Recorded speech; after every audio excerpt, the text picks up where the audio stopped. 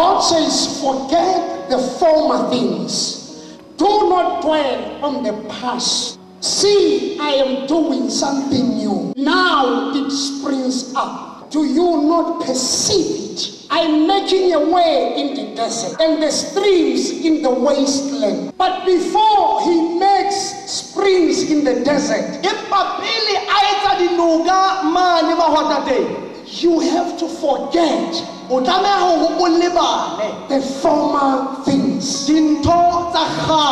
Because some of you, in the year 2013, you came across things that want to marry you for the rest of your life. And unless you forget about them, unless you take them out of your mind, unless you refuse them to be part of you,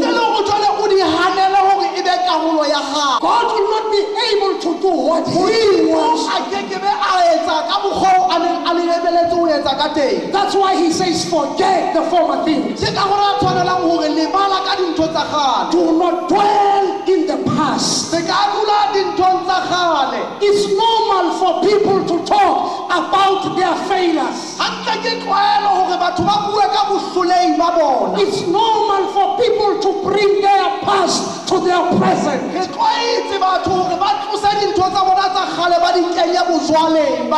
When you don't separate your life, when you don't separate your mind from the things of the past, you will not be able to move forward. You will not be able to go to the next level in life. Some of the things of the past, it is the things that people have spoken about you, saying you are not going anywhere, saying you are born poor, you shall die poor. Some of your past experiences, they might want to come back to dictate your future. If you always talk about your past head, your past failure, the things that could not happen in the past, if you bring them to come with you and to move with you to the next year, you are going to live a life of cycle. It will be, you will be repeating the some things that have happened in the past. So before God takes us to the next level, He wants to separate our past pain, our past suffering, our past struggle, our past failure, so that we can be ready to receive the future that He has for us.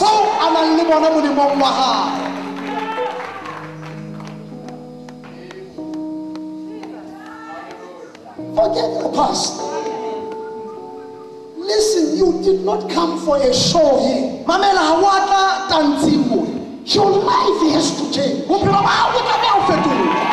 Listen, God has never sent people for others to succeed on earth and others suffer for the rest of their life. It was never in the books of God. It is not in the books of God. It is not the purpose of God. It is not in heaven. God created you and He brought you on earth to be an overcomer.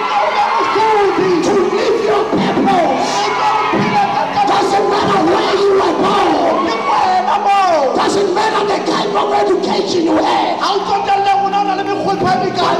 There is a purpose of God inside your life. You say, Pastor, I'm not working for years, but the purpose of God is there in you. You say, Pastor, my husband divorced me, but the